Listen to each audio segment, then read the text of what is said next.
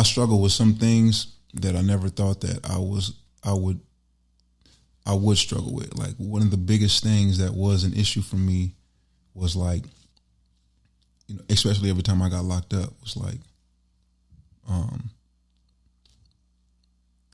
entertaining the concept of like not banging no more. Right.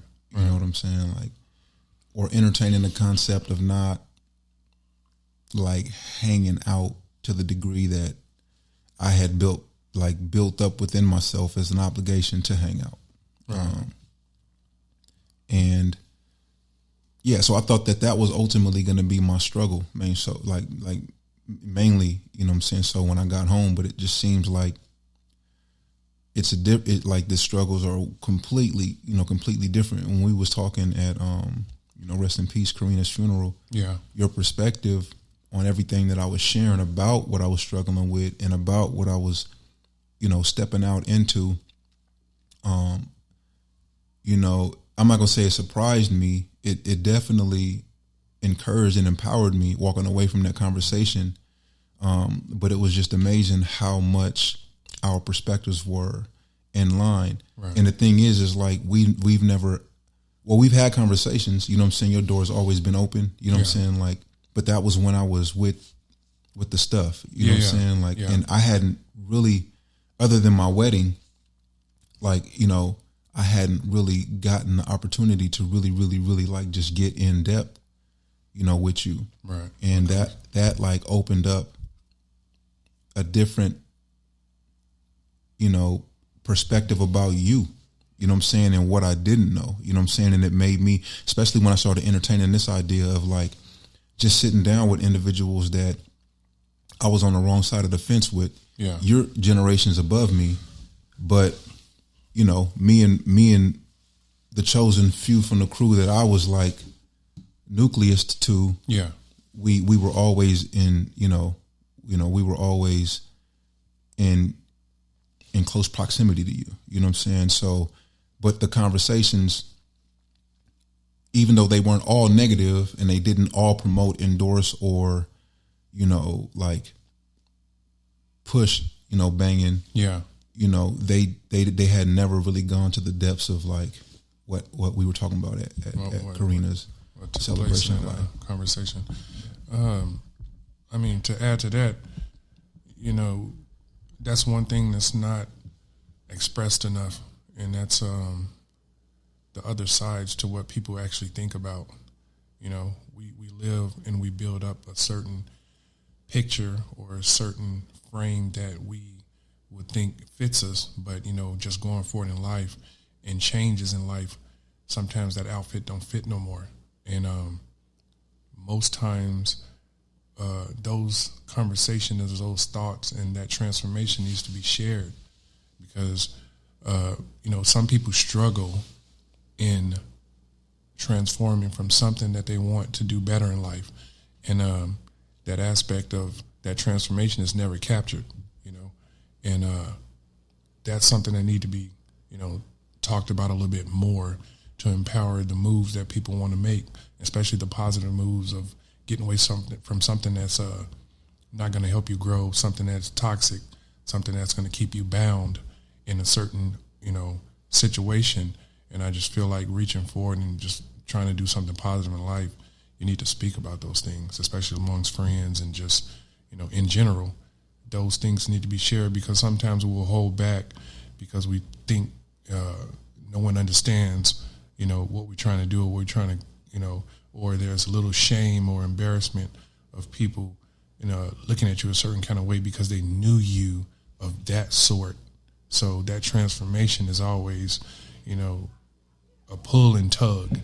And if, you know, we don't talk enough or express how that transformation comes about, you end up trying to still wear that jacket that everybody's seen you in, that comfortable position that people respect, you know, of that aspect. And sometimes we respect the things that don't help us.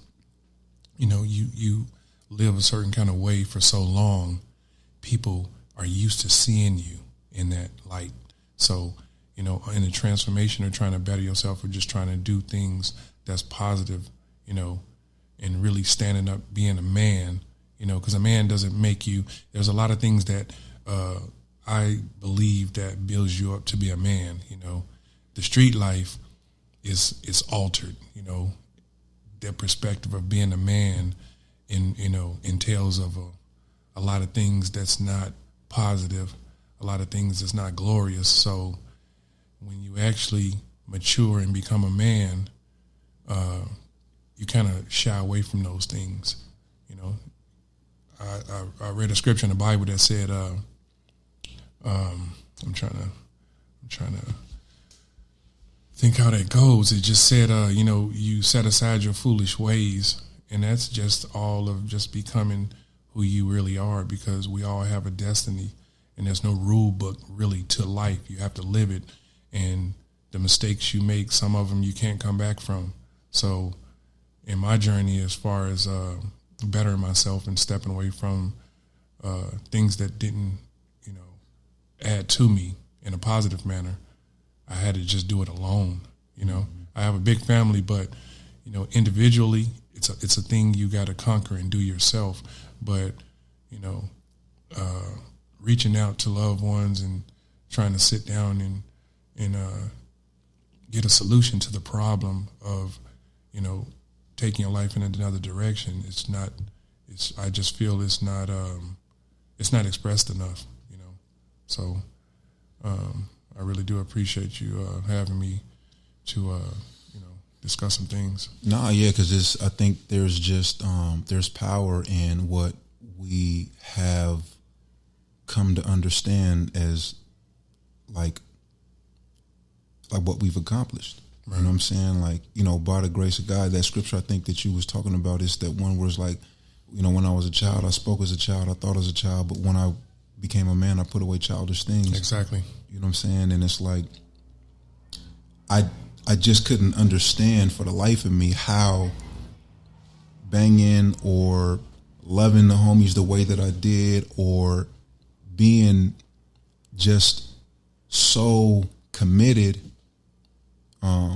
was childish. I didn't understand it. I didn't know, because I'm not a child no more. Right. So, and I'm not immature, and I've matured, as a gang member. But then when you facing, life sentence after life sentence, or you start to, the walls start talking to you. And what I mean by that is you start people that was saying certain things their voices start echoing off them walls, and it starts penetrating your heart in a different way. Yeah. In an incarcerated situation. Yeah. But out here, I can only imagine individuals that are watching people die, individuals go away, never come home, that really, really, really want to change and accomplish the best them. Yeah. How just things in life begin to kind of speak to them. You know what I'm saying? And it's while in that situation no one, I couldn't have expected, a Karina, rest in peace, to pass like that, and just to watch AJ have to transition, what I'm saying? Immediately. Yeah. Everybody, the kids, everybody, but then to be there, and to realize everything I done did, the people I hurt, all of the navigation that got me through the 9 years I was incarcerated, I come home and someone else pass away. Almost you kind of think why ain't I gone? Yeah. And it makes you appreciate whatever it is you got left and whatever it is you've accomplished. You know what I'm saying? And so when we begin a dialogue about where we were at in our lives, especially when you start to talk about just the reality of Christ in your life, you know what I'm saying? And what God is doing, and where he was leading you, and where I shouldn't be intimidated to walk into, you know what I'm saying? Or shameful. Yeah.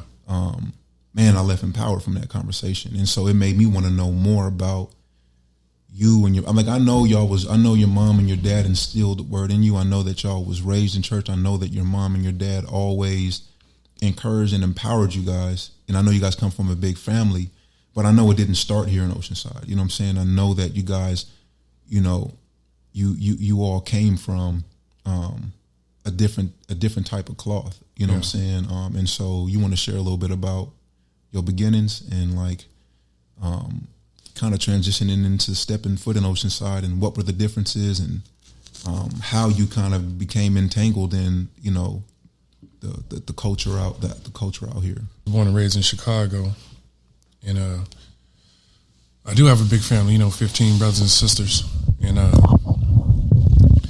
well, the reason actually I even came out here is because you know, if you understand, it's a tough city.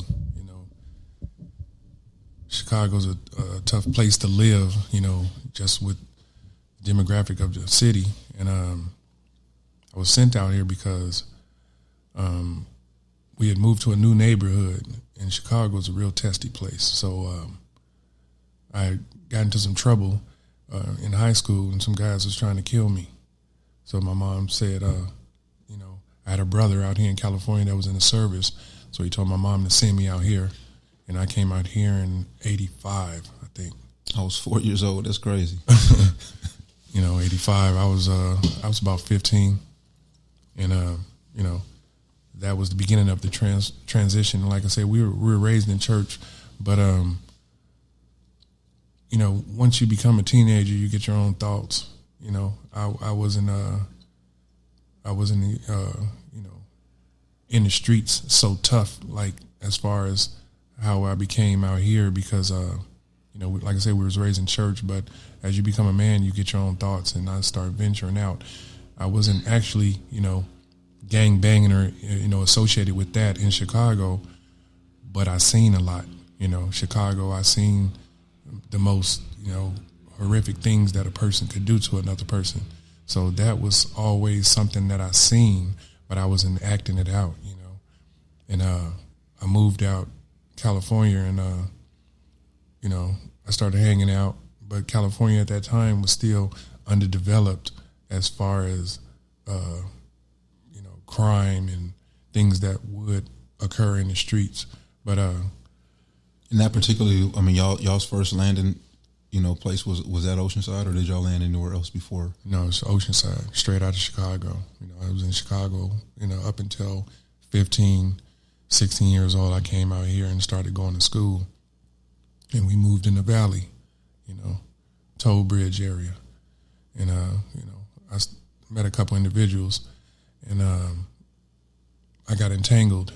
And, you know, like, it's weird because, you know, when you grow up and you start hanging out with guys and you grow a bond with them, it's almost like, you know, you'll live and die for those people.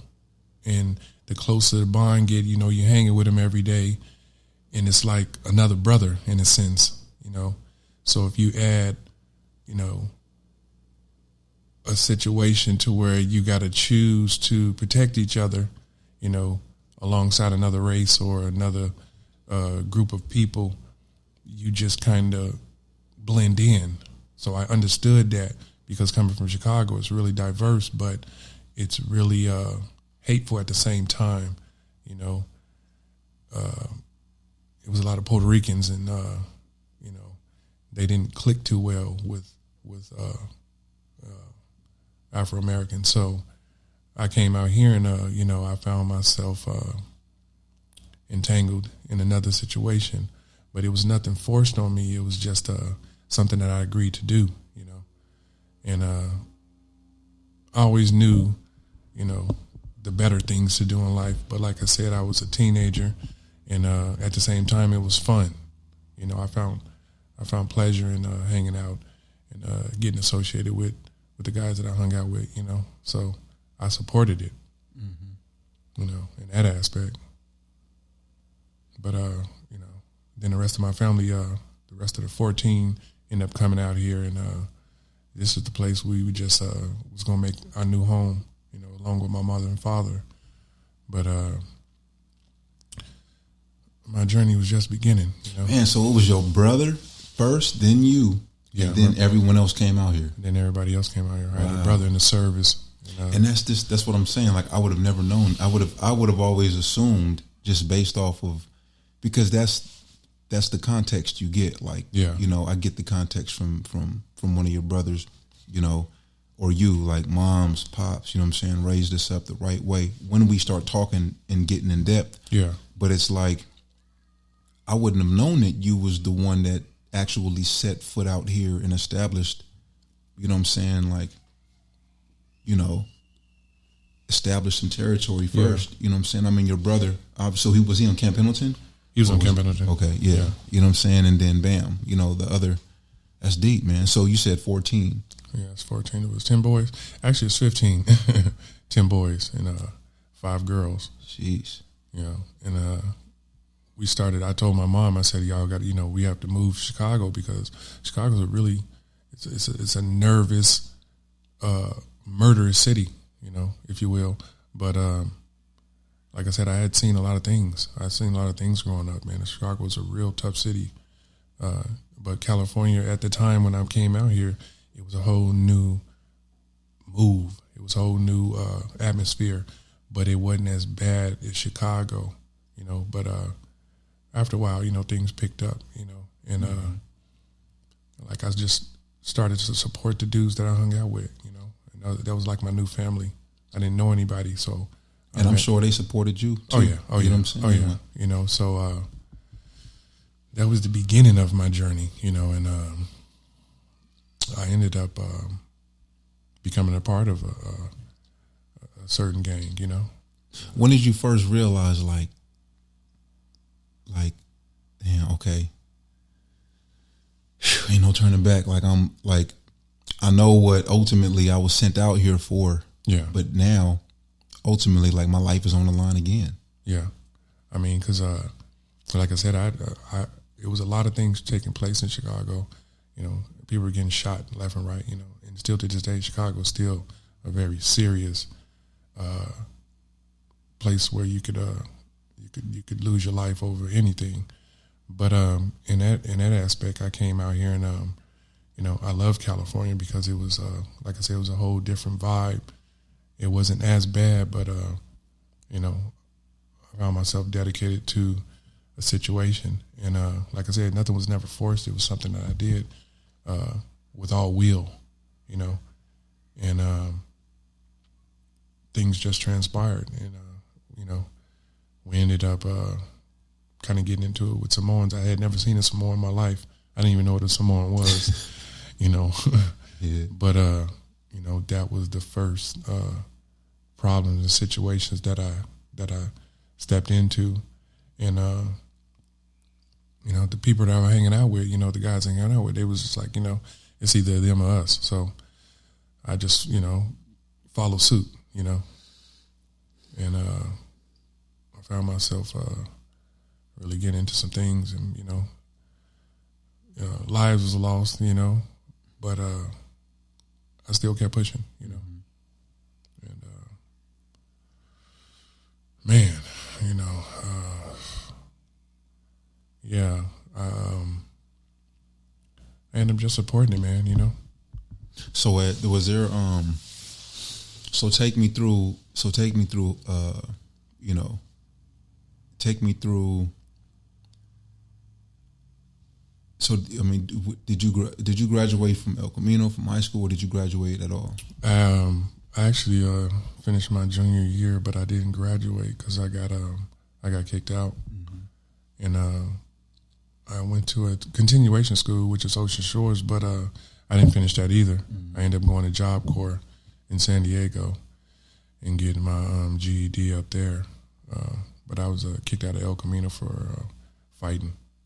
You know, got into the Samoan, you know, once again, I was still repping what I was doing, you know, and that was all African American. So, you know, I got in a situation at lunchtime, and we used to wear belts in Chicago, and they had our names on it. You know, I didn't consider it a weapon, but, you know, I had an altercation with a Samoan guy, and he said something, and, you know, where I come from, if you speak out, in not a positive way, you know, confronting somebody, there's a problem, and the problem didn't go away unless you resolved it right then and there, wherever it had to be.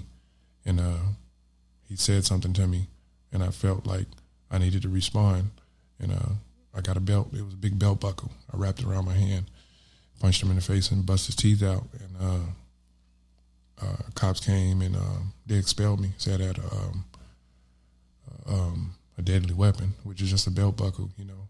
But I was kicked out, and that was kind of a shake up because my parents wasn't happy with, you know, how that turned out. But at the same time, they understood where we came from, and that's just how things is handled, you know. What were some of the talks that, when you did find yourself in situations where police had to respond and you was brought home, or police had to respond and you was incarcerated, or like, what were some of the things that you can remember being explained to you from your dad? Well, you know, he was always my number one guy to go to, you know, and he crafted me to be the man I am today. You know, he wasn't fearful of anything, you know, and coming from a big family, I had backbone. So he understood what I did, but at the same time, he wasn't happy because I was sent out here for a new start. You know, we was just moving from Chicago, and I had people like after me in the neighborhood, and you know, they wasn't playing games. If they would have called me, they would have killed me, plain and simple, because that's just the move of how Chicago get respond to things in the street. And it was actually nothing that I had done. That we had just moved into a neighborhood that wasn't accepting blacks, so I had to deal with that. And you know, coming out here and getting into that fight and getting expelled and kicked out, you know, he was upset with me, but at the same time, he understood I had to protect myself, and I felt like I had to at that time. You know, after that, he sent me to Job Corps, and I almost completed a cement mason job and or a trade, and I got my GED from there, and I finished that and came back home to Oceanside and continued to hang out with the same guys and the guys that I consider my friends, you know. You know. What about moms? Like, you know, and the reason why I'm asking these questions is because those are the things that kind of echoed to me the most and kind of guide me. I mean, my mom she was kind of in the streets. Yeah. Not kind of, she was in the streets. But there were some things that she still pulled me aside and said, but I couldn't really take heed to them like I would like. But those are the things that kind of, you know, they're in my hard drive. You know what I'm saying? They ain't been erased. Yeah. They're there. My grandmother and my grandfather too. And so, yeah, I'm just curious, like, because I know that those are seeds that have grown into who you are today. You know what I'm saying? Like, after putting yourself in a position to where those seeds get watered with the right, you know what I'm saying, with the right liquids, you know, or the right, you know, nourishment. And so, yeah, what are some things that you and mom would discuss, or mom would like share with you? You know, she was disappointed as well, but you know, she always thought a little different from my dad. She said you could always walk away from anything, but like I said, being raised in Chicago, you tend to have a sturdy back, and if a guy's in your face and he's threatening, you know, you got to make sure the threat goes away, or disassemble the threat to where it's not a threat anymore. But she was a praying mother. You know, my mom was raised in church, and she always believed in God, and she always instilled that in us, and that's something that I never forgot. You know, and that's helped me through many situations. You know, whenever I decided to utilize that, you know, because God never leaves. You know, and if you call on him, he's going to be there. But at that time, I wasn't calling because I was, you know, on a venture. And, you know, she put me to the side and said she wasn't proud of what I had done. You know, just coming out here and getting kicked out, you know, that didn't look good, and it didn't feel good. And I felt bad. But at the same time, I'm growing up, and it was fun. I looked at that as fun, even though it was a dangerous situation and hanging out, you know, with a certain gang. It wasn't nothing new to me. You know, it wasn't nothing that I hadn't seen. It was just a new place, you know, because in Chicago, I've seen it all, you know, at a young age, you know, and my mom and dad was always there. And I'm thankful that, you know, I had a mother and father, because, you know, most of the things that we get entangled with in life and in the streets growing up and going to jail or prison, the father's absent. My dad was always there, so I didn't have an excuse. I was just doing my own thing, you know, and nothing else. I chose to do everything I did, and I did it well, you know. And, why do you think that is, man? Like, why do we, like, because it's like when I think back, you know what I'm saying, like, to those earlier ages, and depending on your trauma, I think, like, I believe, like, depending on what you go through when you're coming up, it kind of dictates and kind of determines, you know, how long, and not just when you're growing up, but like when you transition into the commitment of, like, you know, gangbanging, or like just locking in with individuals that you are, like, committed to riding or dying with. It's like, it seems like what it just carries over into, you know, your 20s, and then it carries over into, it's almost like in you, like, I would like to hear your perspective on this. It's almost like Pop Warner, right? Right. You start out Pop Warner, right? And then, bam, you step into, like, you might even step into, like, middle school, like, flag football. Yeah. Bam. But then by the time you get to 9th grade, you might be scouted to varsity. Yeah. Depending on, like, how well you're doing. And then now you got, like, college recruits. But what I'm saying is, like, I know that as I've seen individuals actually transition on that level, sports wise, I can't help but to think about, like, how, like, their confidence and their, like, pride begin to lead them all the more into believing that they can accomplish and overcome anything in that sphere. And it's like the same with the turf. It's like you get to a certain level, certain individuals start paying a certain amount of attention. Now you pulled in to, like, a certain tier at a certain age, and you experiencing more trauma, you know, and you experiencing more, like, praise, and like, you know, that other type of glory. And then you find yourself in a situation where you're by yourself, and you like, where do I go from here? So then you embrace it all the more. And then you find yourself by yourself again, and now you're 25. Then you find yourself and you by yourself again, and now you're 30. But by this time, it's like, I'm almost still operating from when I first started. Yeah. You know what I'm saying? Like, it's just progressed to this idea that this is my profession. Yeah. And this is my, this is what I'm good at. This is all I know. Yeah. And it becomes your mentality, and it becomes, like, your reason for staying in that season. You know what I'm saying? Like, and you don't, I'm not going to say you don't progress, because I think that, you know, I believe that you do progress. It's just not in, like you were expressing earlier, it's not in the most positive, most productive, and most fruitful for everyone connected to you in your future. You're still lightweight or even heavyweight, a liability. Yeah. You know what I'm saying? Yeah. Versus an asset to, like, the current that I believe God wants us all to move in. But like, what's your perspective on that? Like, why? I mean, I think rhetorically, if I look at it, I know the answer, but it's like, I know that your perspective can offer, you know what I'm saying, just some different insight. Yeah. Just like you said, there's like a graduation stage.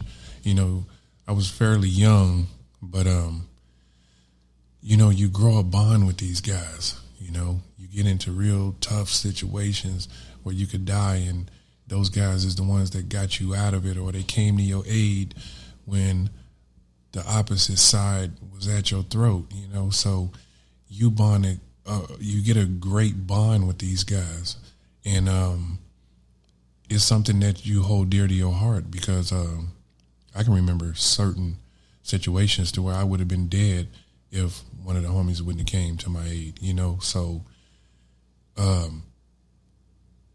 you go through that and you mature to a position to where people look up to you. You know, if you've, been around for a while and you've been in the hood for a while and people know that you've done stuff, they know you not a pushover, they know you with it, you kind of graduate. So it is like a Pop Warner versus going to the professional or the pros.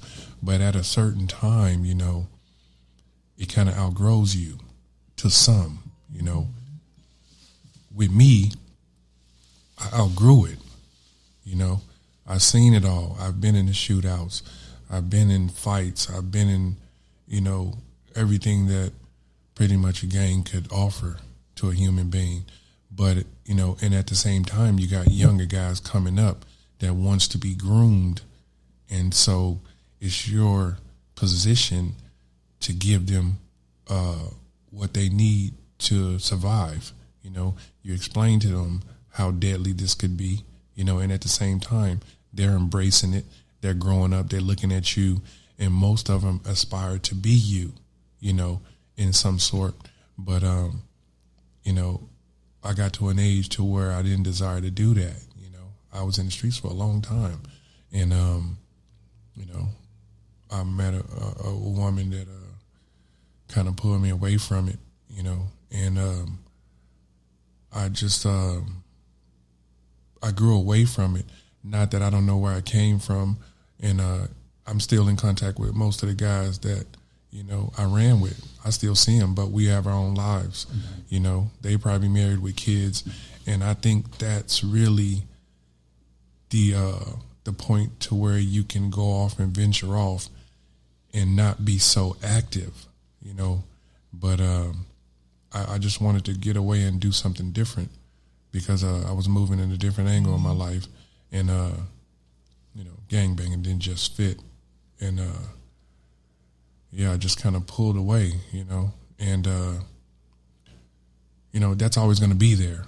And if I had the same energy, I could still be out there in the mix, But I chose not to, And as you mature, like I say, your thoughts change, and I started relying on how I was raised. I wasn't raised to,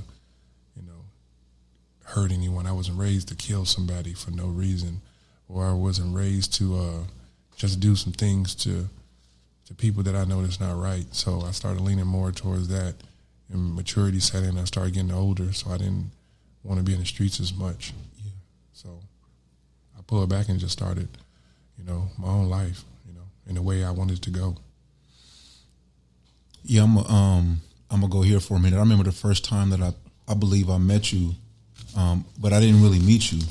Like, I just know that because I used to follow Nelson around, right. Whether it was Nelson or Jerome, because I grew up with Jerome living next door to me. He was my best friend. Met him when we was 5. I was 5, and I think he was 6 or 7. He's like a year or two older than me. Nelson I grew up with because my mom and his mom was best friends. But I remember they were both the ones that told me this ain't for you. You know what I'm saying? But I always kind of grew up doing what they was doing in a sense. You know what I'm saying? So yeah. I kind of was that, honestly, I was that individual that was very timid. I wasn't raised for that. I really was soft, but for some reason, I found myself around those two dudes a lot, Yeah. Nelson and Junior, they kind of hardened me, Nelson and Junior. Jerome kind of was just like that voice of reason, best friend type of individual. He was just like, you just don't, you don't want to do this. Yeah. And I was just like, but you doing it, you know what I'm saying? But it was different because he just had family, you know what I'm saying? That was interconnected in a major way. And then Nelson, he was just more so, he just was where he was. But I remember, there was a point where I seen Nelson, he just started changing. Yeah. And then I just remember him around, he was around Window a lot. You know what I'm saying? And then, one day, I don't know, I ended up in a car, you know what I'm saying, with Nelson. And Nelson was telling Window, yeah, this is my cousin. And then we ended up over there at your spot off of Oceanside Boulevard. You know what I'm saying? And I remember I walked in, and I promise you, I felt like I had arrived. You know what I'm saying? Even though I grew up in the midst of the deep. Like I actually grew up and was sleeping over in houses of individuals who kind of like were the nucleus of that first real active generation. Yeah. But that time, it wasn't my interest, right? Yeah. And a lot of them individuals was locked up at this time in the 90s that I find myself at your spot. And I just remember looking around, and it just seemed like what I had seen taking place in Minister Society at like the house party, you know what I'm saying? Like before Harold got killed, you know what I'm saying? I'm just like looking around, and I'm like, man, okay, like I guess this is like, and I don't know, it was something about that. Mind you, little things had happened up to that point. Yeah. But I remember looking at you. I remember looking, and there wasn't no like real stupid. There wasn't like no real stupid gangbanging stuff happening at the house. It was just chill. But the essence was, you're in the midst of like you're in a very, how can I say it? Like you are, it like. You're like where the like the key. You're like you've been invited into a very like members only type of situation. Yeah. And I remember I left, and I was just like, okay. And then every time after that I seen you, it just seemed like it was always, because I remember your dogs got loose that night too, man. I don't know how the dog got loose. Man. You remember that you had pits at that time. I don't know what pits you had. I can't remember their names, but I just know that everybody got up out of the house. I got up out of that thing. And I just remember thinking when I left though, like, I don't know. I felt, because I think this is how a lot of youngsters would feel. Like, I just felt like I was connected now. Right. Even more so. Right.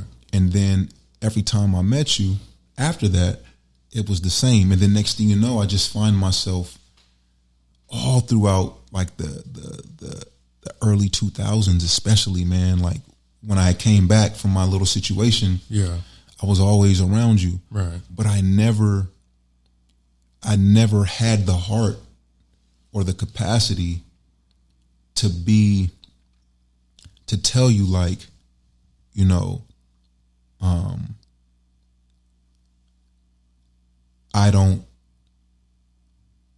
especially after every time I came home, you know what I'm saying? Like at that period of time when I fought a certain case after a certain case, I didn't know how to tell you, but I always felt pulled to, but I just didn't know how to tell you, like, you know, I think things is changing for me. Yeah. You know what I'm saying? Like, and then I'm going in perspective right now from when I first met you to when I, in between after Jesse got killed. Right. And, you know, Neil's, you know, the house got, you know, raided by, you know, the police over by Thunder after the little shooting, you know what I'm saying, when they shot at the house. And then like, these are like all these pivot points, right? And then I find myself getting out in 2006, and I find myself over at your spot, and I'm feeling different, but I just don't know how to come out and be like, I just got through fighting a life sentence. I got blessed to come home. You know what I'm saying? Like, you know, like I feel different. I know things are going to change, but just fearful of even sharing. Yeah. And, you know, going back to what you said earlier, like why it's so necessary to, because I know it's individuals that like, even me sometimes like want more. Yeah. You know what I'm saying? Like, and know that there is more. Yeah. But there's something that keeps us from like either reaching or speaking. Yeah.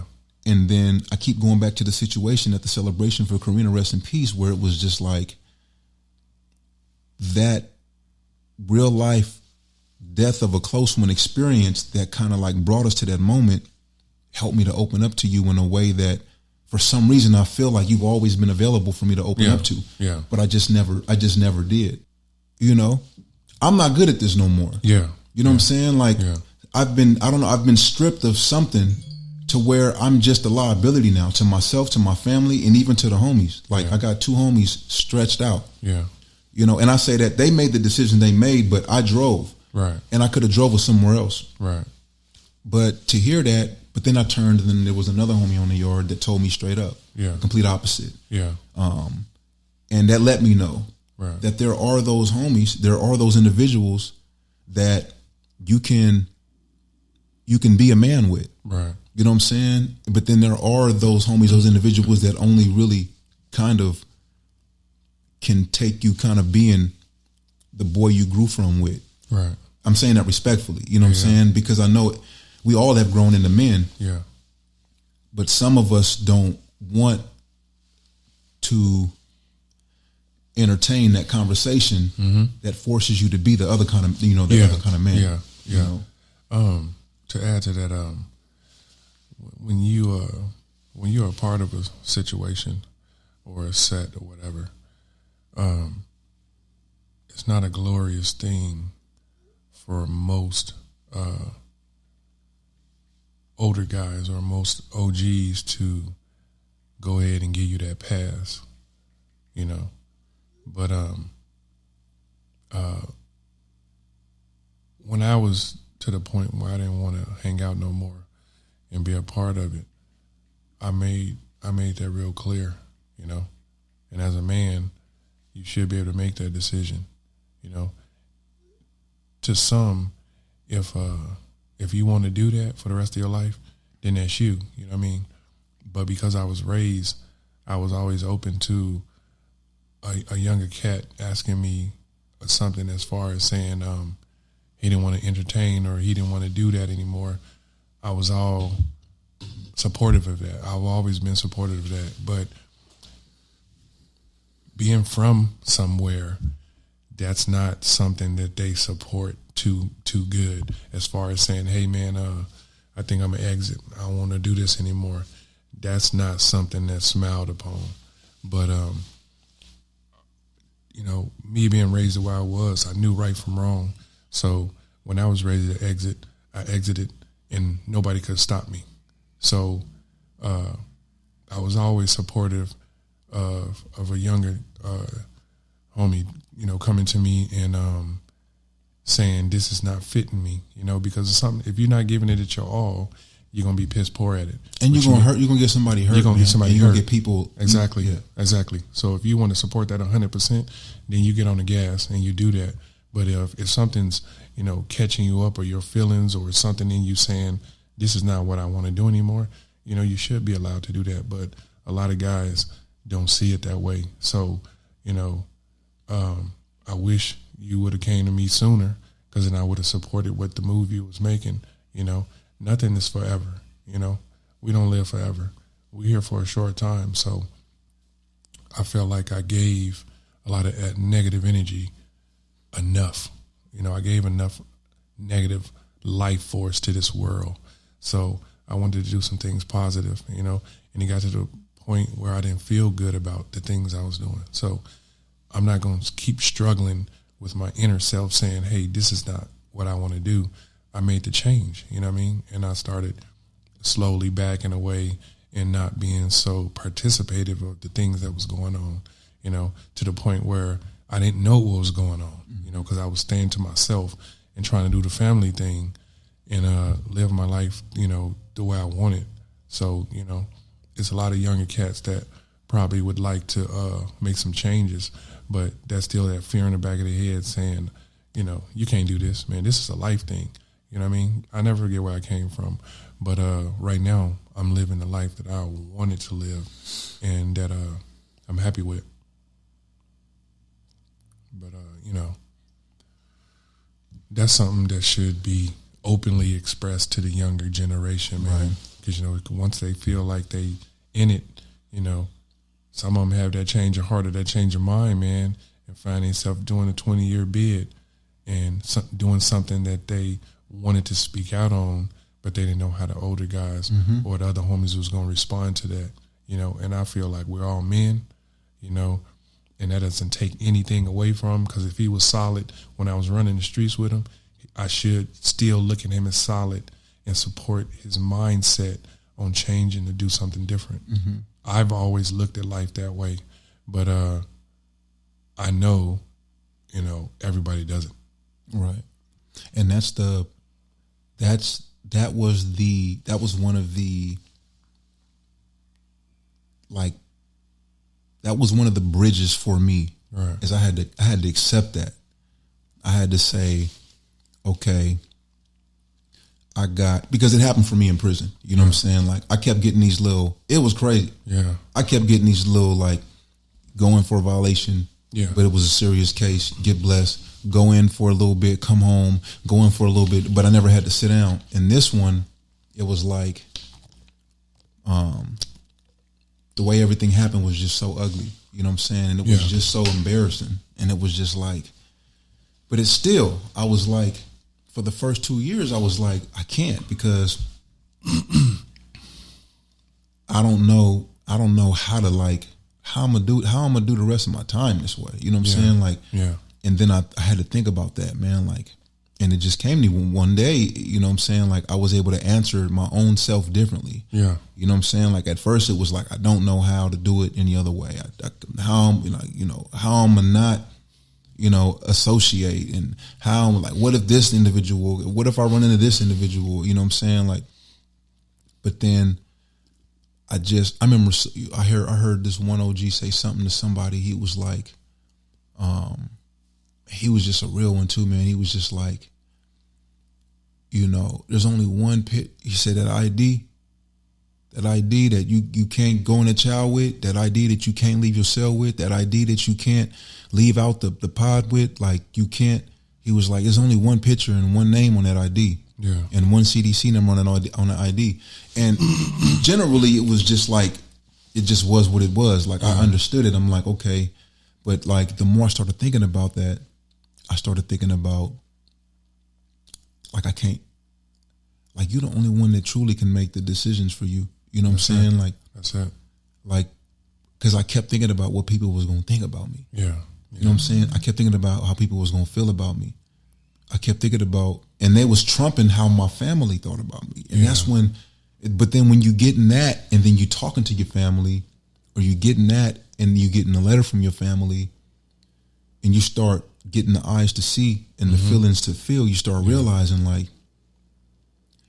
I'm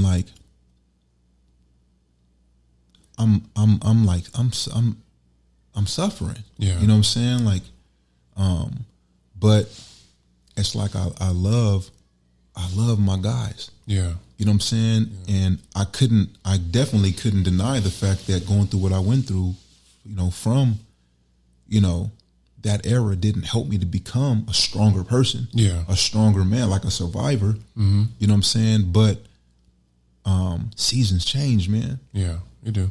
You know what I'm saying? Seasons change. And my season now, it was like, it was changing dramatically and drastically. I mean, when people was just, it was just happening to where now people are telling me that I don't even know what I'm thinking and what I'm feeling about what I'm struggling with. Yeah. You know what I'm saying? You got OGs walking up to you like, it ain't going to be long. You're not going to do life. You're not going to do all that time. You're going to get out early, and you're going to lead the community in a different type of way. And I'm like, these are the things that I really want to do. Yeah. But I can't believe them because I can't see past what. Yeah. Yeah. And eventually, what you expressed, that's what it came to. That became a bridge for me. I was able to walk across that, and then I was able to kind of look over the cliff and be like, okay, like, I got to keep, like, because I'm going to keep falling off the cliff unless I got to start to use these bridges. Mm-hmm. You know what I'm saying? Like, to get to where I'm supposed to go. Yeah. And I just didn't know that I could make the bridges. I thought that if I got there and there was no bridge there, then I just gotta, try to walk down, this steep, whatever, you know what I'm saying? And, but, I mentioned your dogs earlier, and this is kind of going to transition, you know what I'm saying, over a little bit. Right. I mentioned you said it was Mag. Mag, yeah. But I don't know, it's one thing I've always noticed about you is not only that, like, were you disciplined and like you consistent, and like not only were you like, you were always, I don't know, supportive in your own way. You know what I'm saying? Yeah. Like you never were like, I never received from you like, here, go do something stupid. Yeah. You know what I'm saying? Like, but I always seen you as someone that kind of trained us up in the right way. You know what I'm saying? Like, and when we were going to do something stupid, you had like, I don't know, you just had the wherewithal to just remind us of options. Yeah. You know what I'm saying? Yeah. Like, but I noticed that, I mean, obviously training dogs is 100% completely different. And I know you weren't like training us, but I'm just saying like you have always had like a certain type of way with anything that you put your heart into. Yeah. And I see that. I've seen that with the dogs, you know what I'm saying? And I know that it ultimately has walked you into a position today where you can like, you find yourself in circles with individuals that years ago you probably couldn't have seen yourself in the midst of. Yeah. And you wouldn't be in them circles had you not made the decision to understand like, right, I gotta step in a different direction. But now not only, you know, is your dog training something that, you know,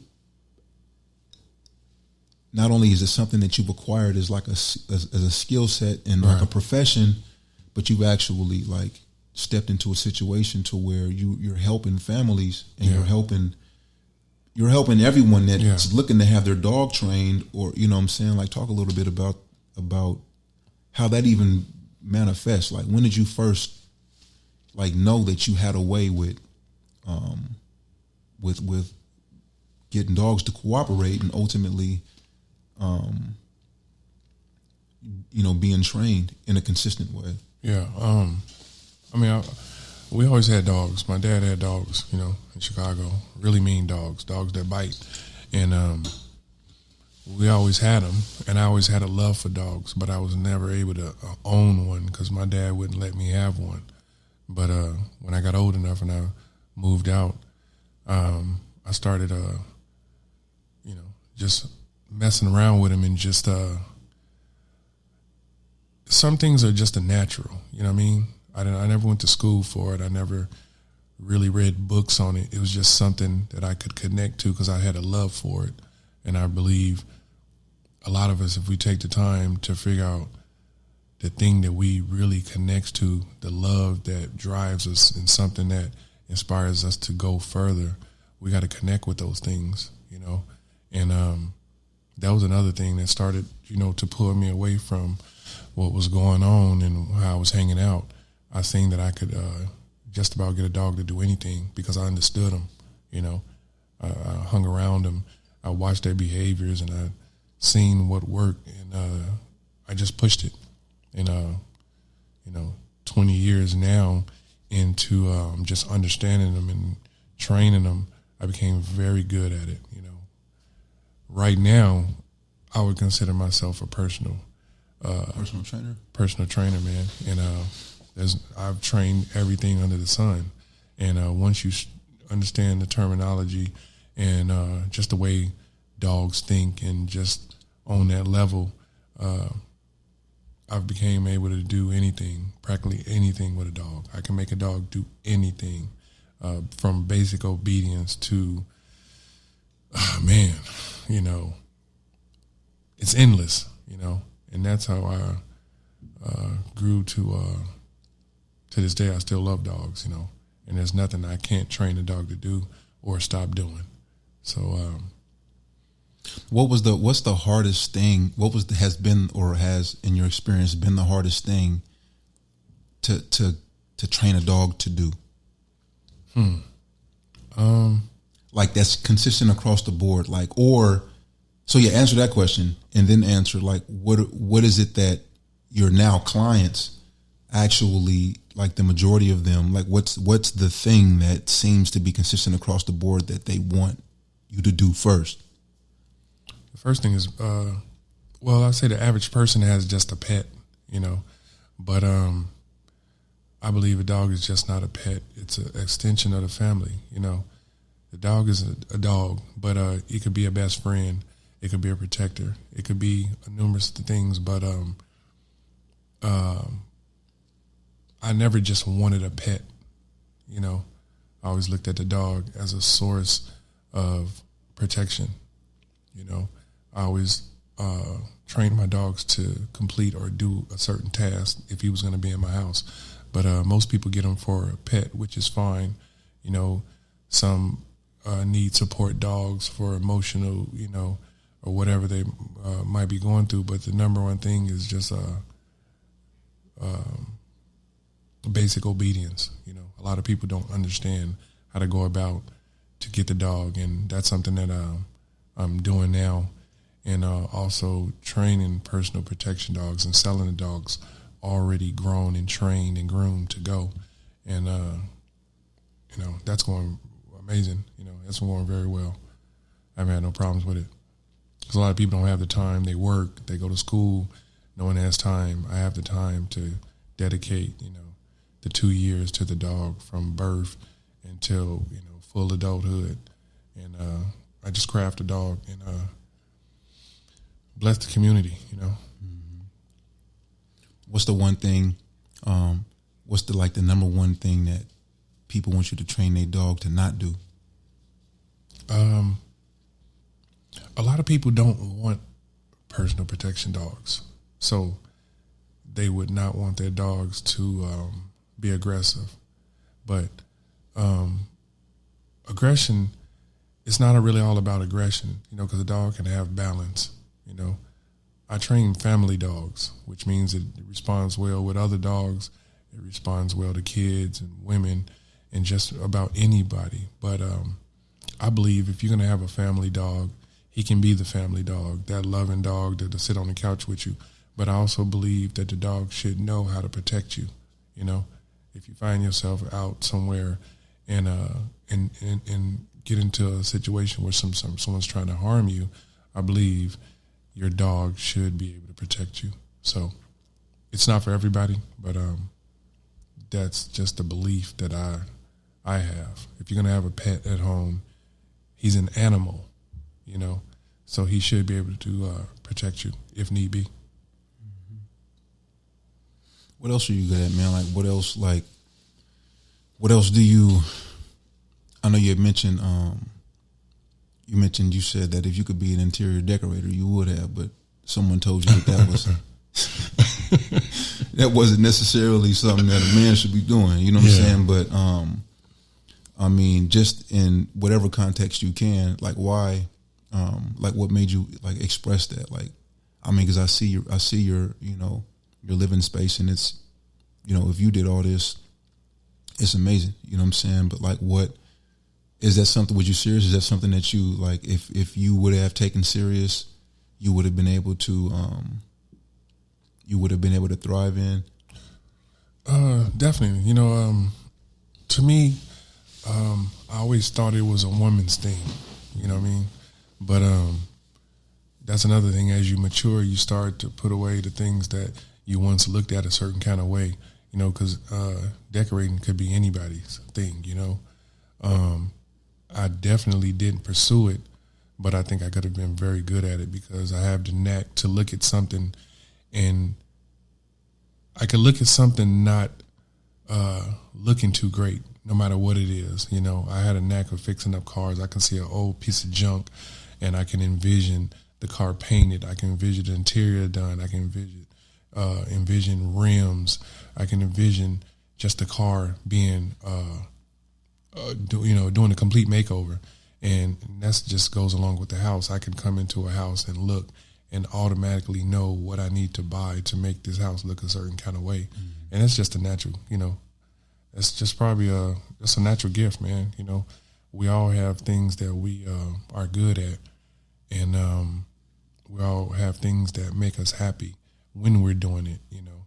I just didn't pursue it because of just the ill thought of thinking a man can't do it. But I'm capable, and it's something that I wish I had gave a little thought to, because there could have been just a second profession that I could have,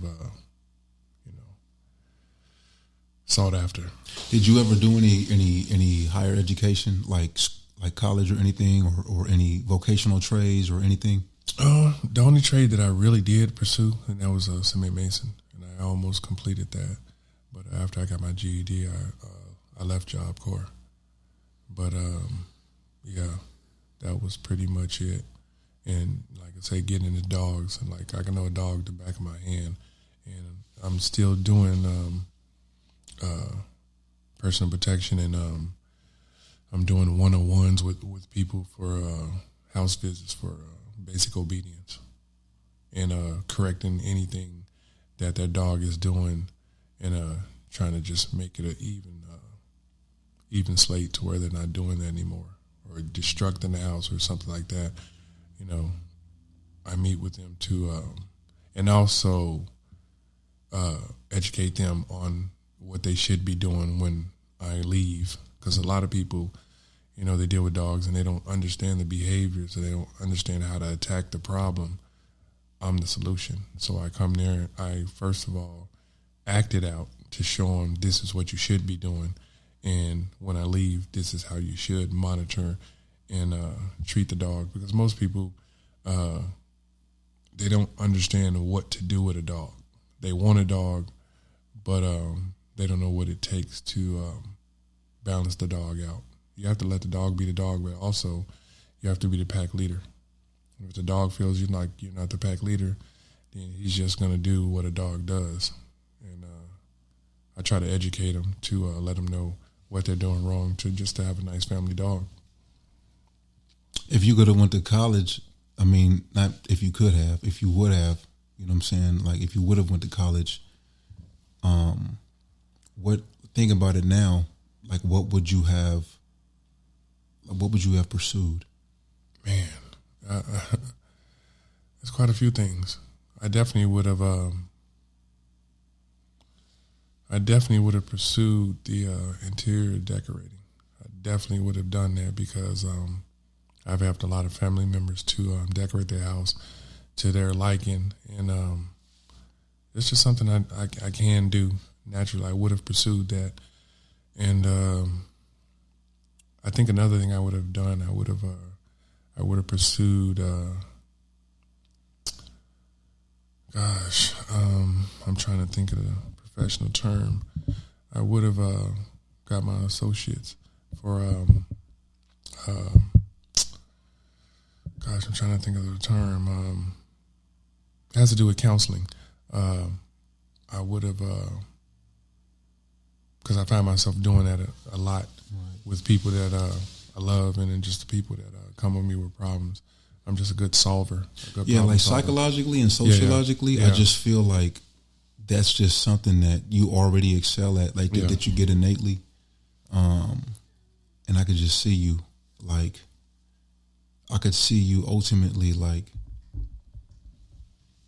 teaching, you know what I'm saying, or like leading individuals into understanding like how to navigate life, how kind of like you said, like, because I know that you have come across like many people. Oh man, I've come across many people that know you. Yeah.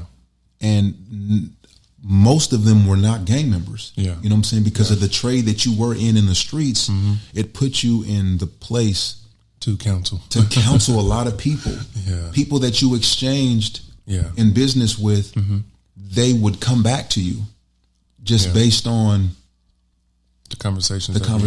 You know what I'm saying? And so, man, I just and it's just crazy because I think about that. I think about that with a lot of us. You know what I'm saying? Yeah. Like individuals, especially that I grew with. Like, because there's one thing that I think that we do get from this life, right, of that we were entangled in, because we have to study people the way that we do, other men the way that we do, oppositions the way that we do. Yeah.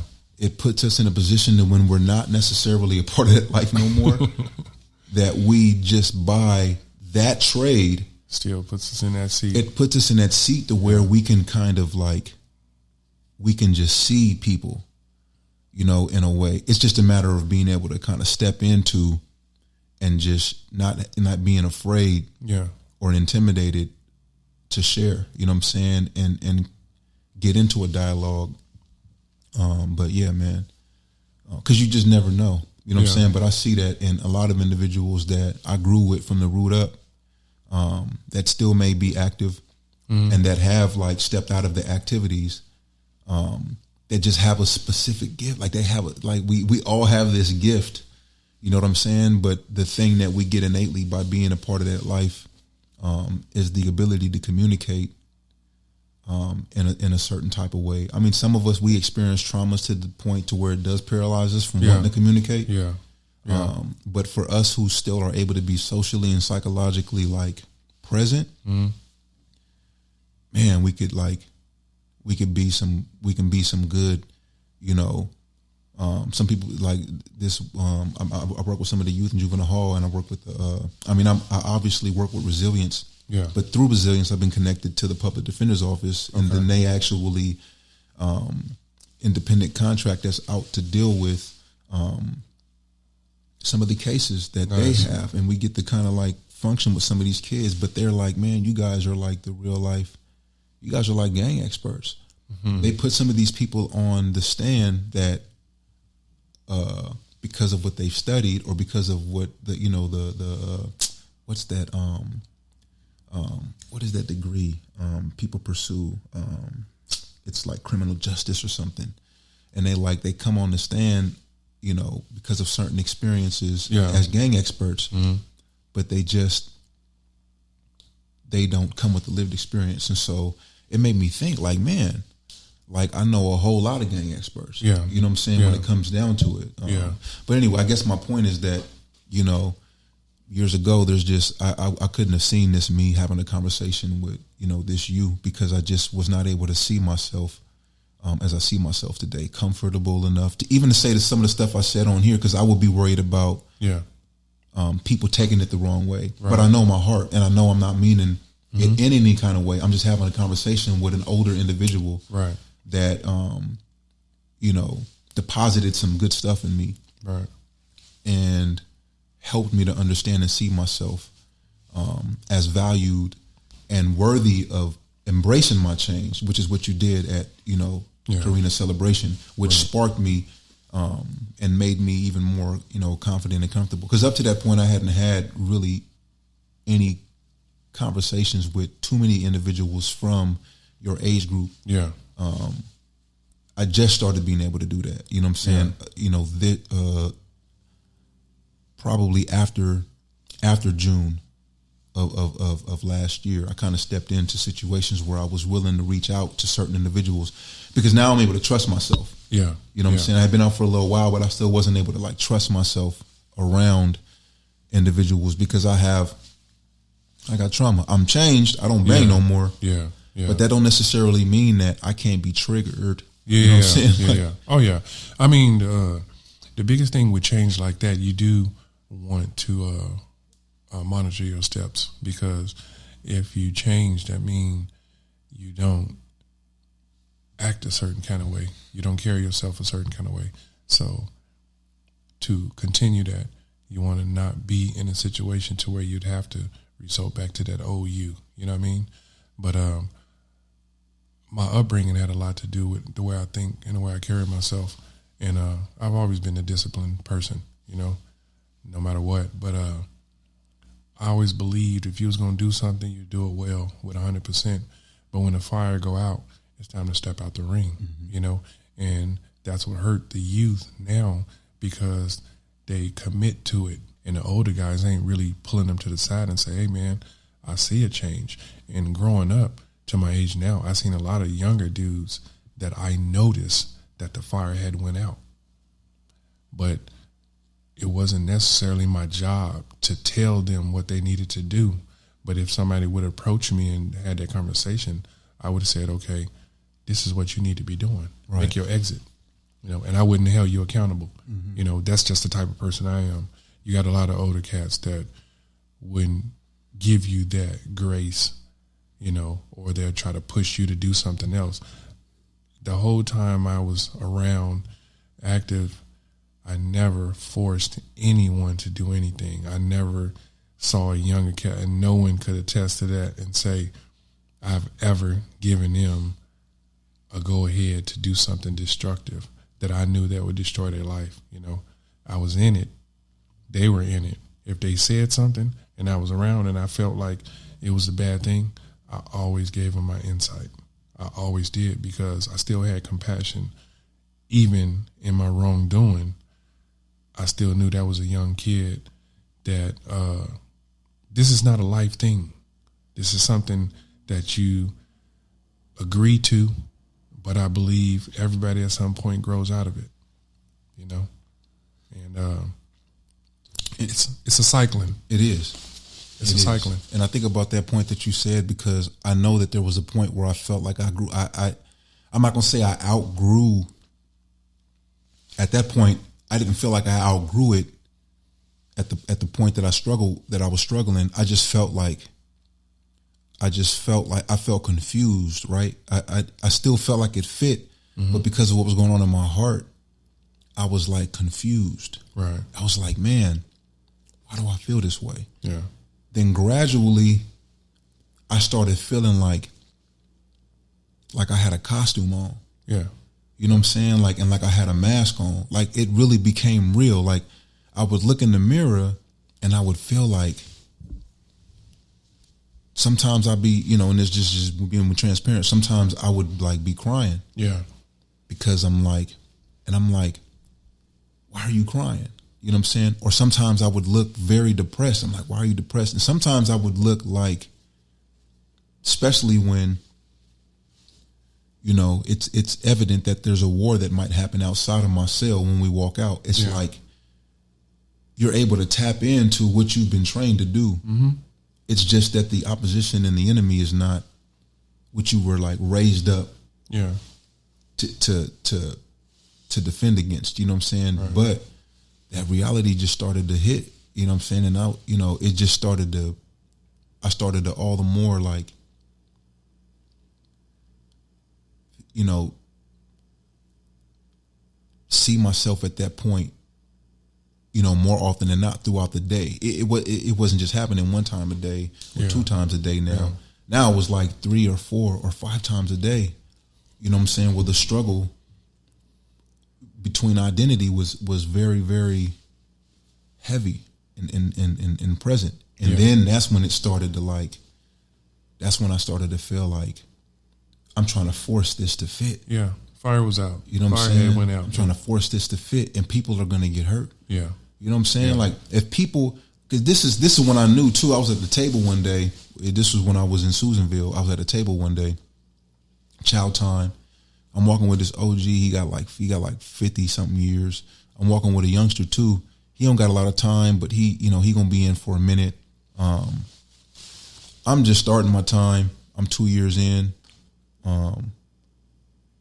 14 months in, and there was he was my age, but he was younger compared to a lot of the individuals in our module, and he was just like not wanting to accept the fact that I wasn't walking like I looked, because I still had hair. Yeah. I still had the persona, but on the inside I was struggling internally. So I was going to church every opportunity I got. I was hitting the prayer circles and I was encouraging. But one day he came to the tables, and we all went to chow together. He sat by me and he literally was like, "Hey homie, hold this knife for me on the way back." And I was just like, without hesitating. Yeah. I was like, I looked at him and I looked at the OG, and then the OG just looked at me like, he looked at me too, like, because he was who I talked to the most. Yeah. Frank. He looked at me like, just do you, man. Yeah. And I already was, but I was like, I couldn't believe it. And I was just looked at him and I'm like, bro, I'm good. Yeah. And then he stopped. He literally like stopped talking to me. Yeah. Yeah. He was like, I'm not, and I struggled with that. I went back to the cell and I was like, I just struggle with that. I was really like trying. I was trying to believe that what I did and what I said was what I was supposed to do, it was definitely, and that it was good for me. It was definitely because the reaction I got was, even though he didn't say it, but it's like, I'm not messing with you. Yeah, you know what I'm saying? But this is the thing. He was like, I'm not messing with you because you're gonna be a liability to me. Yeah, right. Yep. But the truth, and that was the truth in the sense of, because when I talked to him, he heard what he heard, which was the essence of what I was raised up in. Right. And my presence and what I built myself up to be and what it raised me up to be, he felt that. But the real me was starting to emerge, like the person that was growing as a result of all that I had been through and what I wanted in life. And he was like, and then that's when I started realizing, like, okay, like you're right in saying you don't want to do this no more, because that's evidence. Like, you're a liability, man. Yeah.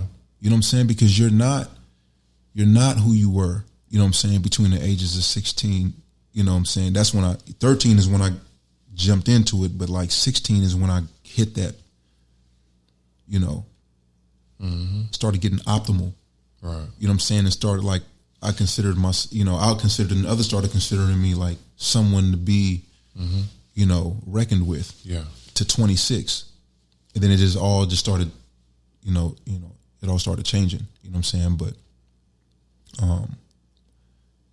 you know, life sentences kind of like is what did it for me. But I remember you telling me one time, and this was deep, because for me, as I was hearing you share it, and one of your brothers shared it with me too, because he was in the car with you that night. But there was a night where someone kind of like drove you, pretty much tried to kill you, to kill y'all. You know what I'm saying? Like you crashed, you know what I'm saying, the old school. And I think it was either you or your brother that told me that someone came running up to the car ready to kind of like just finish. Yeah. And they was like, that ain't them. Yeah. What do you like? What like? Did that change anything going forward in your life? That's a stupid question. I believe it did. Yeah, but. I mean, that changed a lot, man. Because you know, every situation that you know you come closer to death, it's a terrifying experience. But at the same time, when you survive it, you feel more empowered. In the sense of the boldness. But see, I wasn't stupid enough to not understand that my time was running out. You know, this can't happen too many more times. And it definitely did wake me up. But, you know, when I started to see that this wasn't for me no more, I knew everybody wasn't going to support that. Mm-hmm. There's a lot of guys that wasn't going to support that because they just like, okay, nah, you know, I don't see you like that. But at the same time, man, when you're ready to make that change, nobody can stop you. And if you, the way I thought, if you was really my friend, if you was my homie, you're gonna remember all the times we did do what we did together, and understand it has nothing to being a coward. This is the decision I'm making, and if you're my real friend, you're gonna understand that. And if you look at me different and you want to shy away from me, that's fine too. You know, that just proved to me we wasn't as tight as I thought. But there was a lot of guys that understood what the move I was making, and they were supportive of it, you know, and they didn't even question it, you know, because I didn't have anything to prove. I proved what I needed to in the time that we hung out. So when I started pulling back, you know, everybody around me just kind of understood that that wasn't what I was doing anymore. So, you know, but on the other thing, when I had that accident, a guy ran me off the road. Yeah, we crashed, and I couldn't defend myself. He actually opened up my door. Yeah, I remember you telling me that. You know, we ran into a brick wall that's like 70 miles an hour. You know, and but that's probably what saved you, because wasn't y'all in the What was you driving? You was driving a gray. Was you driving a I can't remember. I think it was a Cherokee. Oh, I thought y'all was in the Chevy. I mean the what was the gray car that you had on the 22? That was a Chevy. Okay. I thought y'all was in that. Yeah, we was in the Cherokee and hit a wall, man, and I was kind of knocked out, but I was still aware enough to look and see after they ran us off the road. The guy was running up to my car with a butcher knife, a kitchen butcher knife, and he thought it was somebody else, but we had just left the club, and I guess I was wearing something that somebody else was wearing, the same color. And he opened up my door and was getting ready to stab me to death, bro. I had ran into a wall, so I was shook up. You know, I had broke my shoulder and dislocated my knee, and I only had enough energy to look over at him as he opened up the door, and he reared back like this to just stab me in my face. And he said, "Oh man, it's the wrong dude," and ran off. And this happened on the freeway.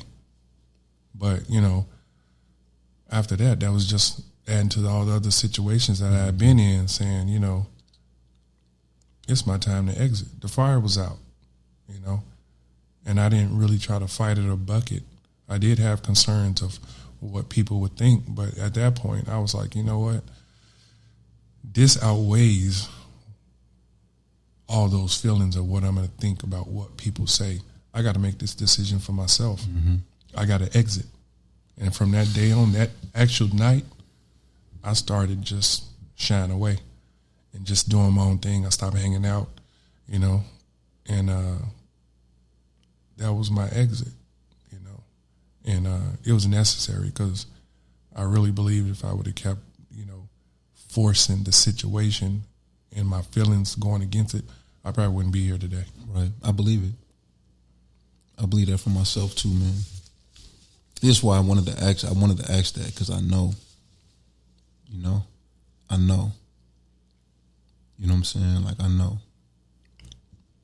You know, and at times, if we start to understand that in a man's making a decision, and it doesn't mean the love is gone, but we need to learn to support each other in what our endeavors is as far as going forward as a man. And that's not expressed enough. It's not talked about enough. It's not even a big concern, but we should be as men to support the next man on whatever he's doing, whether it's getting out of a gang, whether it's starting a new job, whether it's, you know, pursuing something in life something we don't even care of. If a man wakes up with his mind set to go forward to do something, we need to support it, you know. And I've always been that guy. If somebody came to me and said, I want to do this different, I was always in supportive of that, you know.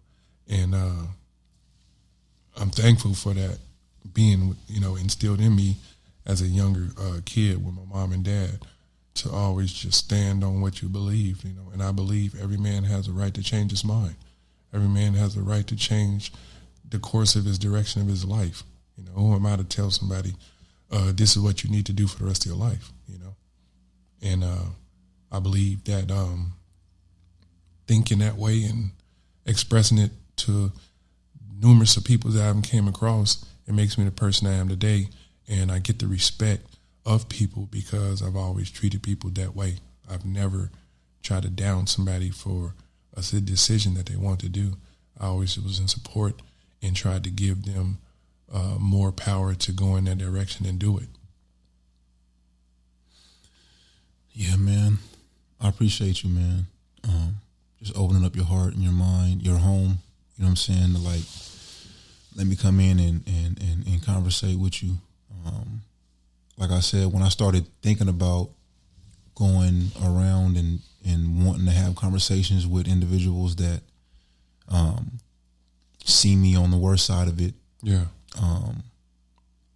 know, you definitely were in the top 5 that I knew that I would not have conflict with on the inside about just the logistics of the conversation. You know what I'm saying? Like, I knew we could go anywhere. Yeah. And, you know, although primarily this conversation was, you know, within the context of change. Yeah. I'm definitely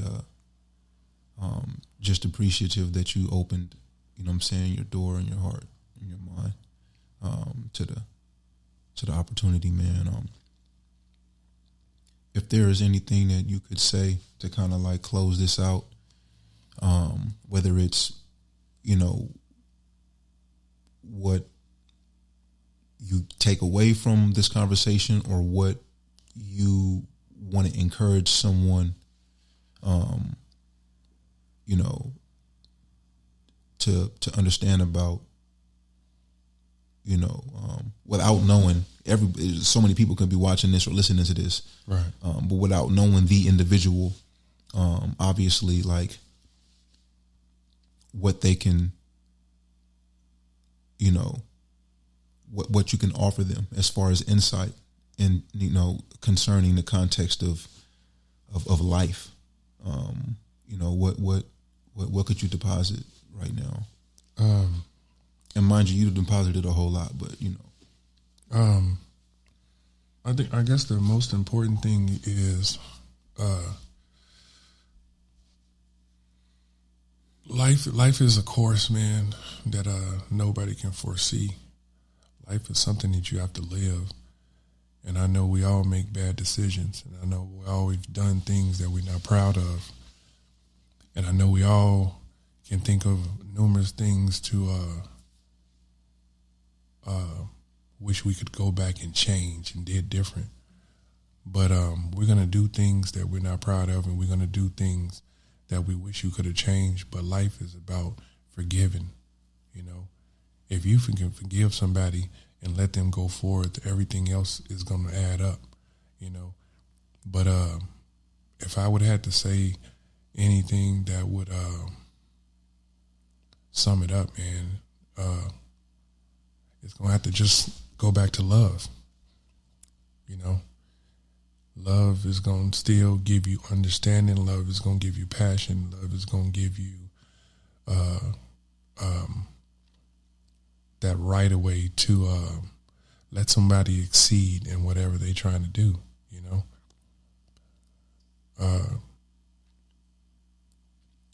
Like I say, life is it's a give and take, man, you know. And we're going to experience some downs and some ups. But through it all, man, we just got to love each other, you know. If you're not loving your neighbor and loving your brothers and sisters and loving your friends and family, then everything else is a waste of time, you know. Yep. And on that note, yeah, I just appreciate your perspective, man. I still ain't even named, you know what I'm saying, this platform yet, but I know it's going to have something to do with perspective, man, because I believe that it's powerful. Perspective is powerful. You know what I'm saying? Like, years ago, I was on one side of the spectrum. Yeah. You know what I'm saying? And I could not, like, and my perspective was leading me to death. Yeah. You know what I'm saying? And now it's like it's amazing to me. It's really miraculous, like where our perspective is today. And I think that shows you, I think that our points of views are everything. It makes or breaks you, and it either helps or hurts, you know what I'm saying, your environment, you know what I'm saying, your perspective. And so I just appreciate you depositing your perspective, you know what I'm saying, making your point of view available for everyone. And I'm pretty sure this won't be the last conversation that we have, but it definitely was a blessed first on this platform, bro. I appreciate it, man. I really do. Yeah. You know, if I can inspire somebody to do better in their life, then I'm all supportive of it. You know, I just wish more people that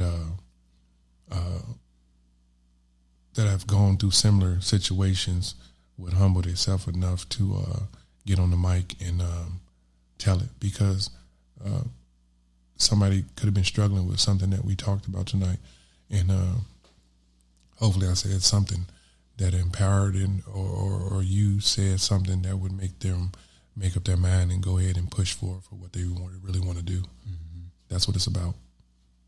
You know, sometimes we feel like we're locked in a situation or we're entangled in something that we can't get out. Everything in this world can be undone. You know, you can push forward with anything that you pursue.